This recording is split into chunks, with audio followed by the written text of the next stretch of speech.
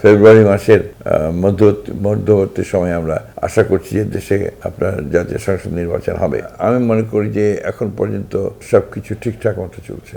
BNP আবারও একটি ফ্যাসিবাদ কায়েম করবে এমন অভিযোগ কিন্তু বিভিন্ন মহল থেকে আসছে। একেবারে ভিত্তিহীন। গণঅভ্যুত্থান পরবর্তী বাংলাদেশ প্রায় 1 বছর অতিক্রম করলো। এই 1 বছরে নতুন বাংলাদেশকে আপনি কেমন দেখলেন? ফ্যাসিস্ট রেজিমের পরে গণঅভ্যুত্থানের মধ্যে সরকার পরিবর্তন হয়েছে এবং একটা নন পলিটিক্যাল একটা সরকার, যারা মধ্যবর্তী সরকারের দায়িত্ব পালন করছেন, তাদের অধীনে আমি মনে করি যে এখন পর্যন্ত সবকিছু ঠিকঠাক মতো চলছে। বিশেষ করে সব প্রতিষ্ঠানগুলো ভেঙে গিয়েছিল ফ্যাসিস্ট আওয়ামী লীগ সরকারের আমলে, তারা ভেঙে দিয়েছিল। সেগুলোকে আবার একটু পুনর্গঠনের চেষ্টা করা, সেটা কাজগুলো হচ্ছে। আপনার ল অ্যান্ড অর্ডার সিচুয়েশন, আপনার অনেকেই খুব নেগেটিভ কথা বলছেন, কিন্তু আমি মনে করি যে সেখানেও কিছুটা উন্নতি হয়েছে। প্রবলেম আছে অনেকগুলো, সেই সঙ্গে আপনার জুডিশিয়ারিতে উন্নতি হয়েছে। সংস্কার কর্মসূচিগুলো এগিয়ে চলেছে বেশ সময় মতো, টার্গেট ঠিক রেখেই। সুতরাং আমার মনে হয় যে খুব একটা সমস্যা আমি দেখছি না।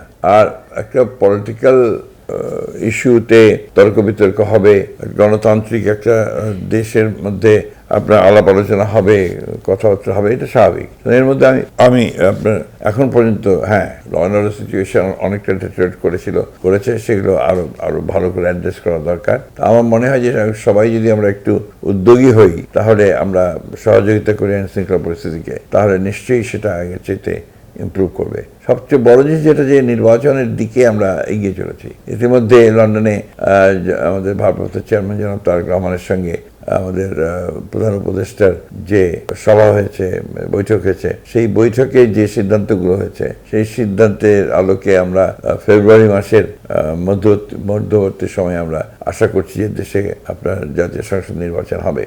আমরা বিশ্বাস করি যে এই নির্বাচনটা হলে এবং নির্বাচন ট্র্যাকেই যখন আপনার দেশ উঠবে, তখন দেশ অনেকটা গতি ফিরে পাবে এবং একটা সঠিক পথে এগিয়ে চলবে বলে আমরা বিশ্বাস করি। ঐক্যমত কমিশনের সঙ্গে রাজনৈতিক দলগুলো নিয়মিত বসছে, তো সেখানে অনেকগুলো বিষয়ে এখন পর্যন্ত ঐক্যের জায়গায় পৌঁছানো যায়নি। তো সংস্কার না করে নির্বাচন হলে বিএনপি আবারও একটি ফ্যাসিবাদ কায়েম করবে এমন অভিযোগ কিন্তু বিভিন্ন মহল থেকে আসছে। একেবারে ভিত্তিহীন এবং আমার মনে হয় কিছুটা আপনার মানে সত্যকে একটু বিভ্রান্ত করার চেষ্টা করা। কারণ কথাটাই হচ্ছে, প্রধান উপদেষ্টাই বলেছিলেন যখন প্রথম যে মিটিং আসে, মিটিং আমি নিজেও ছিলাম, যে আমরা সংস্কার কমিশনগুলোর প্রস্তাবগুলোতে নিয়ে জাতীয় ঐক্যমত্য কমিশনে আমরা একমত হওয়ার চেষ্টা করব। সবগুলো যে একমত হবে তা তো হবে না, গণতন্ত্রের বিষয়টা তো তা তো না। কারো মতভেদ থাকতে পারে, মত পার্থক্য থাকতে পারে। তো যেগুলোতে একমত হব সেগুলো আমরা ইমপ্লিমেন্ট করব, আর যেগুলো একমত হব না সেটা আমরা সামনের পার্লামেন্টের জন্য রেখে দেবো। সেই পার্লামেন্টে সেগুলো আমরা জনগণের সামনে নিয়ে যাব। বিশেষ হচ্ছে যে মূল বিষয়টা হচ্ছে জনগণ। এই যে কোনো রিফর্ম বলুন, যে কোনো পরিবর্তন বলুন, এটা করতে হলে বিশেষ করে সংবিধানের ক্ষেত্রে আপনাকে জনগণের মতামতটা অত্যন্ত জরুরি। তো সেটা একমাত্র পথ হচ্ছে একটা নির্বাচনের মাধ্যমে, যে পার্লামেন্ট আসবে সেই পার্লামেন্ট দ্বারা যখন সেটা আপনার ইমপ্লিমেন্টেড হবে, তখন সেটাই।